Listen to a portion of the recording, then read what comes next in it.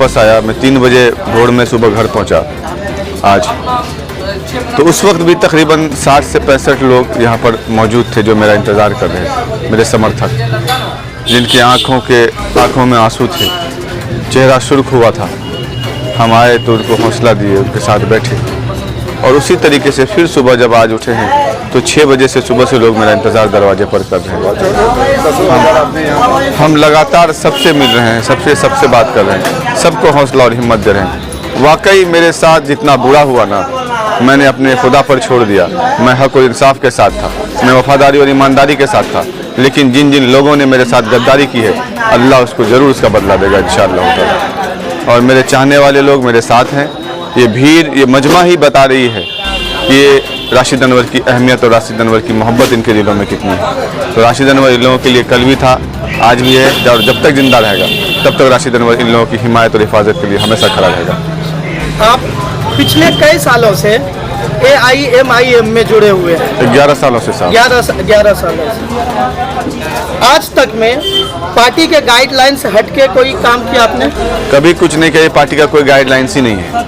Party के guidelines को party के पदाधिकारी नहीं मानते हैं। मैं कहता हूं कि आपने उन उम्मीदवारों को कसम खिलाया है ना, सब उम्मीदवारों को कसम खिलाया कि मैं साथ दूंगा, ये करूंगा, वो करूंगा, मैं फिरूंगा वादे से नहीं।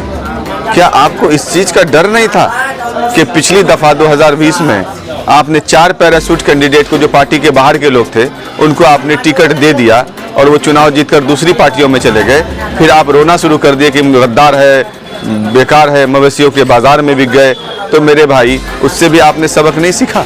और आज राशिद अनवर जो 11 सालों से तन्हा अररिया में, पूरे अररिया में पार्टी को मजबूत किया, और पूरे सीमांचल ही नहीं, पूरे बिहार के, हिंदुस्तान के मुख्तलिफ जगहों पर जहाँ जहाँ पार्टी ने मुझे भेजा इलेक्शन के काम से, मैं वहाँ गया। मैं अख्तुल ईमान साहब के इलेक्शन में हमेशा कैंपिंग किया। मुझे पार्टी के ताल्लुक से जिधर भी भेजा जाता था मैं जाता था, अपना जान, अपना माल, अपना गाड़ी, अपना पैसा, सब कुछ लगा के। लेकिन आज उस राशिद अनवर के साथ नाइंसाफ़ी।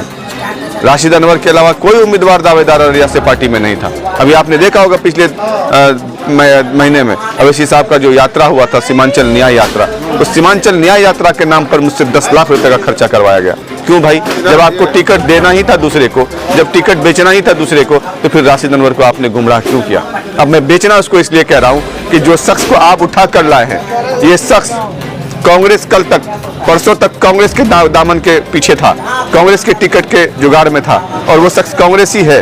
वो लोकसभा इलेक्शन में अमोर के इंचार्ज बनाए गए कांग्रेस की तरफ से। डॉक्टर जावेद आजाद का काम किया उन्होंने, और आपने उनको टिकट दे दिया।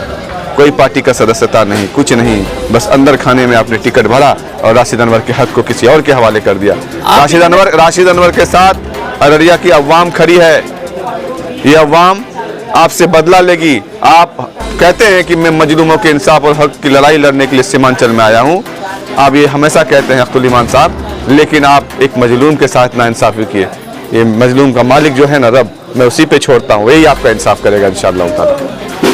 आप इतने दिनों से हैं MIM में, इसका भविष्य आगे कैसे देखते हैं MIM का? भैया, मैं कुछ नहीं कह सकता। इसका भविष्य तो मुझे दिख गया, और मैं कहता हूँ कि तमाम तर कार्यकर्ताओं को दिख भी जाना चाहिए कि जिस मेरे जैसे लोगों का, जो समर्पित लोग हैं, वफादार लोग था, इनकी अहमियत नहीं है। ऐन वक्त पर, ऐसे वक्त पर इन्होंने मुझे, मेरे पीठ में खंजर खोपा है कि मैं आपको बता नहीं सकता हूँ।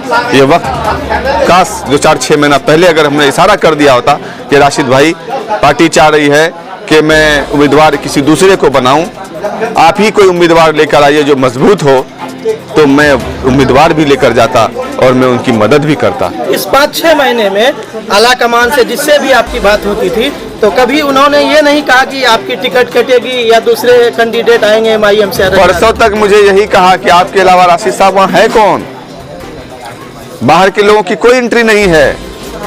लेकिन मैं तो देखता हूँ, ये अख्तुल ईमान साहब ने कहा, आदिल हसन आज़ाद ने कहा, ये पार्टी के इश्तियाक ने कहा, सबने कहा। यानी लगातार देखिए 2020 में भी इन लोगों पर एक बड़ा आरोप लगा था टिकट बेचने का। क़यादत, इस्लाम, ईमान की बात करने वाले लोग आज मुझे जो जख्म दिया है, मेरी टिकट कटी नहीं है बल्कि बिकी है सर। कट्टा वहाँ है जहाँ पार्टी में 2-4 लोग रहते हैं और सारे 2-4 लोग दावेदारी पेश करते हैं, उसमें से टिकट किसी एक को मिलना होता है, तो वहाँ पे कहता है कटना। और जहाँ पर पार्टी में कोई दावेदारी नहीं है, कोई उम्मीदवारी नहीं है और एक पैराशूट कैंडिडेट को दूसरी पार्टी से उठाकर इसकी टिकट कट गई, जिन्होंने आपकी मुखालफत की और आप उसे टिकट दे दी, उसे टिकट